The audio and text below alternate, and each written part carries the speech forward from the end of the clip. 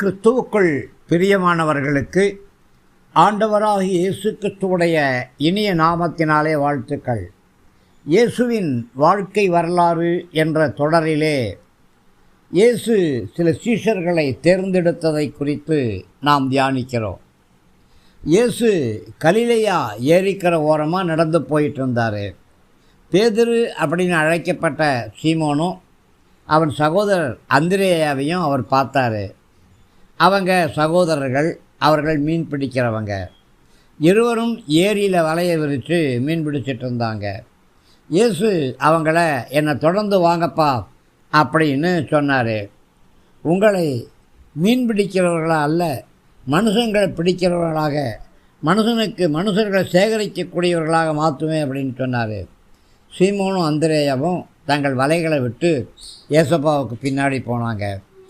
இயேசு கலிலேயா ஏரிக்கரை ஓரமாக நடந்து போகும் பொழுது செபதேயுவின் புதல்வர்களாகிய யாக்கோப்பு அப்புறம் யோவான் இவங்களை பார்த்தாரு.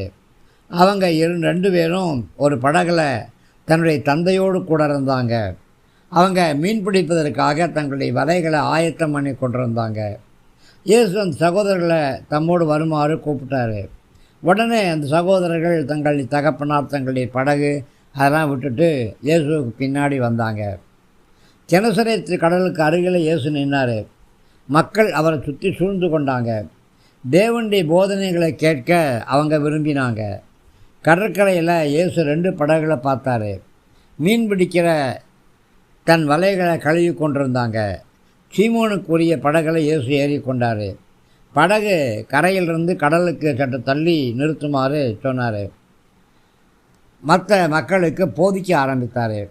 இயேசு போதித்து முடித்த பிற்பாடு சீமோன்கிட்ட படகை கடலின் ஆழமான பகுதிக்கு திருத்திப்போ, அங்கே வலைகளை வீசு, ஏராளமான மீன் கிடைக்கும் அப்படின்னு சொன்னாப்புல.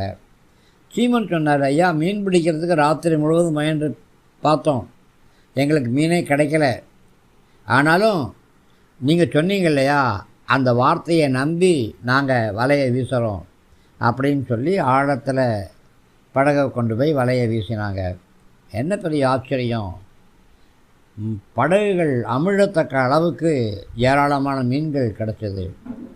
மற்ற படகுகள் இருக்கிறவங்களையும் தங்களுக்கு உதவி செய்யும்படி அழைச்சாங்க. எல்லோரும் ஒன்று சேர்ந்து மீனை பிடித்து கொண்டு வந்தாங்க.